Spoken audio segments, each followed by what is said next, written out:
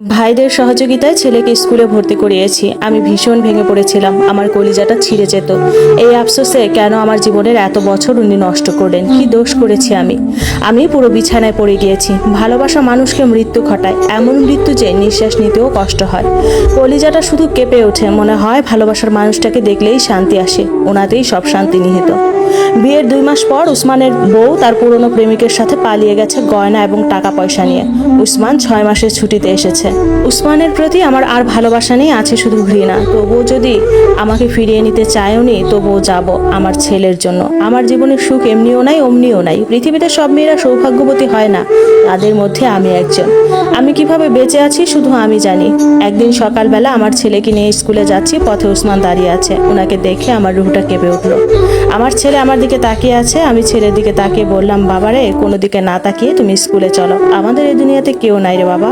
উসমান আমার সামনে এসে আমার ছেলেকে কোলে তুলে নিল আর চোখের পানি ছেড়ে দিয়ে আমার ছেলেকে আদর করতে লাগলো রাস্তার মধ্যে। তাই আমি আর কিছু বলি নাই। জিজ্ঞেস করলো, কেমন আছো? ভালো আছি। বউ চলে গেছে, তাই আমাদের খবর নিতে এসেছেন? আহারে, আমাদের বুঝে এখন মনে পড়লো? উনি নিশ্চুপ। কতক্ষণ পর বলল, চলো বাড়ি। আহারে, আজ এত বছর পর বলতেছেন চলো বাড়ি? আমরা মা ছেলেকে কি মনে করেন আপনি? আপনাকে ঘৃণা করি। উসমান, আমার সামনেও আসবেন না, আপনার চেহারাও দেখতে চাইছি না, দূর হন আপনি। আর কখনো আসবেন না আমাদের জীবনে। রাস্তার মধ্যে আর কিছু না বলে ছেলেকে নিয়ে বাড়িতে ফিরে এসেছি। পথে জিজ্ঞেস করলো, মা স্কুলে যাব না? কাঁদতে কাঁদতে ছেলেকে বললাম, বাবা স্কুলে যাইতে হবে না আজকে। ঘরে এসে অনেক কাঁদছিলাম। আম্মাকে জড়িয়ে ধরে ছেলেকে জড়িয়ে ধরে আর বলতে লাগলাম, আমাদের নসিব কেন এমন করলো আল্লাহ। কাঁদতে কাঁদতে খেয়াল করলাম উসমান ঘরের দুয়ারে দাঁড়িয়ে আছে। আমার ছেলে ওনাকে দেখে বলল, বাবা তুমি চলে যাও, তুমি খালি আমাদের কাঁদাও। আমার মাও অনেক শোনালো ওনাকে।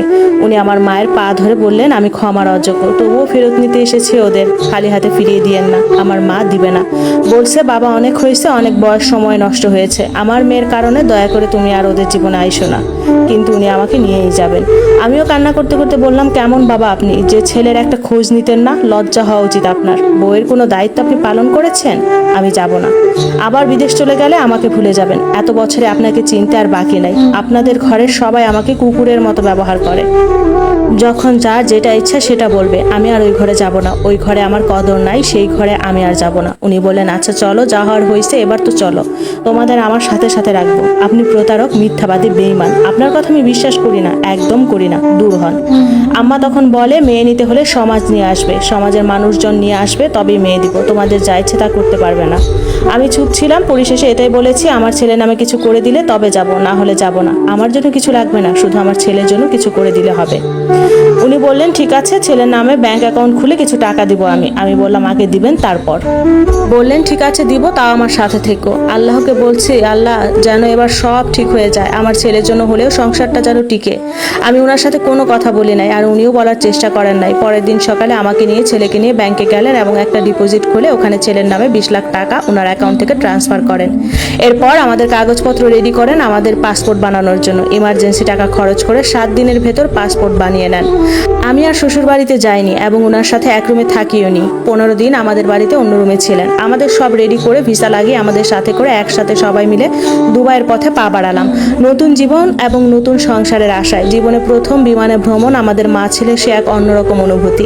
জীবনে প্রথমবার দুবাই শহর দেখা, সেই অনুভূতি ভাষায় প্রকাশ করার মতো না। আমরা প্রতিদিন রাতে ঘুরতে বের হতাম, দিনে উনি ওনার কাজ করতো। শ্বশুর বাড়িতে সবাই জানে যে আমাদের দুবাই নিয়ে এসেছে, আমার নতুন সংসার এখানে, আমি, আমার ছেলে এবং আমার উনি। আচ্ছা বলতে পারেন মেয়েরা এমন কেন? এত কিছুর পরে ওনার প্রতি এত ভালোবাসা আসে কোথা থেকে? প্রচন্ড রকম ভালোবাসি ওনাকে।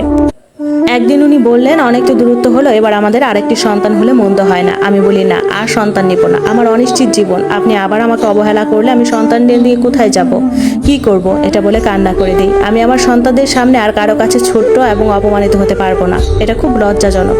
উনি আমাকে জড়িয়ে ধরে বললেন, বউ, কোথাও ছেড়ে যাব না, খুব ভালোবাসবো তোমাদের। আসলেই উনি আমাদের অনেক ভালোবেসেছেন, অনেক বেশি কদর করেছেন। দুবাইতে কেটে গেল আমাদের আরো 2টা বছর। আমার আরেকটি ছেলে হলো, আলহামদুলিল্লাহ। আমাদের মা ছেলের সেবা করেছেন উনি নিজের হাতে, এদিকে বাচ্চাকে স্কুলে দিতে হবে, কিন্তু ওই দেশে স্কুলে পড়ানো অনেক বেশি ব্যয়বহুল। আমাকে দেশে চলে আসতে হবে। আমি অনেক কাঁদতাম শ্বশুর বাড়িতে আসতে হবে বলে।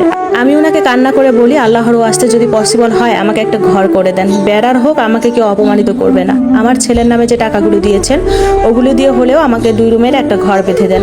আপনার কাছে আমার আর কিছুই চাওয়া নাই, শুধু এতটুকু শেষ চাওয়া, আমি সম্মানের সহিত বাকি জীবন থাকতে চাইছি। উনি বললেন ঠিক আছে। ওনাদের রাস্তার পাশে একটা জায়গা ছিল, উনি সেখানে আমাকে একটা একতলা বাড়ি করে দেন। এর মধ্যে আমাদের দুবাইতে রেখে 1.5 মাসের জন্য বাড়ির কাজ কিছুটা গুছিয়ে দেওয়ার জন্য দেশে আসেন। আর বাকিগুলো আমার ভাইয়েরা এবং ওনার কয়েকজন বন্ধুর সহায়তায় শেষ করে। খুব সাধারণ করে থাকার মতো পরিস্থিতি করে দেন, বাকি কাজ আস্তে আস্তে পরে করবেন। আমি ছেলের পড়ালেখার জন্য 3.5 বছর পর দেশে আসি, কিন্তু আমার শ্বশুর বাড়িতে উঠি না, আমার জন্য নতুন করে দেওয়া ঘরে উঠি। আমি আর শ্বশুর বাড়িতে যাইনি, আমাকে খুব অপমানিত হতে হয়। আলহামদুলিল্লাহ সুখেই দিন যাচ্ছিল আমাদের। ওনার সাথে কথা, ছেলে মেয়েদের নিয়ে সারাটা দিন কেটে যেত আমার। এর মধ্যে আমার ছোট্ট দেবর একটা মেয়ের সাথে প্রেম করে। একদিন সকালে ওরে নিয়ে চলে আসে আমার ঘরে, বলে ভাবি মেয়েটাকে পছন্দ করি, বিয়ে করব। ওর পরিবার বিয়ে ঠিক করেছে। মেয়েটা কাউকে কিছু না বলে ঘর থেকে চলে এসেছে। আমি আমার স্বামীকে ফোন করে সব বলি। আমার স্বামী আমার শাশুড়িকে আমাদের ঘরে পাঠান। উনি এসে মেয়েকে মেয়ের ঘরে দিয়ে আসেন এবং পারিবারিকভাবে বিয়ের আয়োজন করে। গায়ে হলুদে আমি যাই না, বিয়েতে কোনো রকম 2টা ভাত খেয়ে চলে আসি। আমি মনে করি আমি যখন এত সমস্যা, দূরত্ব বজায় রেখে চলাটা অনেক ভালো। আমাকে আমৃত্যু এমন অপমান কম বেশি হতে হবে।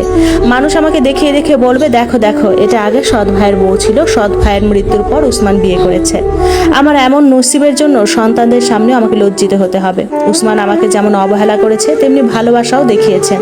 ওনার সাধ্যমতো আমার জন্য করেছেন, চিরকৃতজ্ঞ ওনার প্রতি। দোয়া করবেন আমি যেন স্বামী সন্তান নিয়ে আজীবন ভালো থাকতে পারি।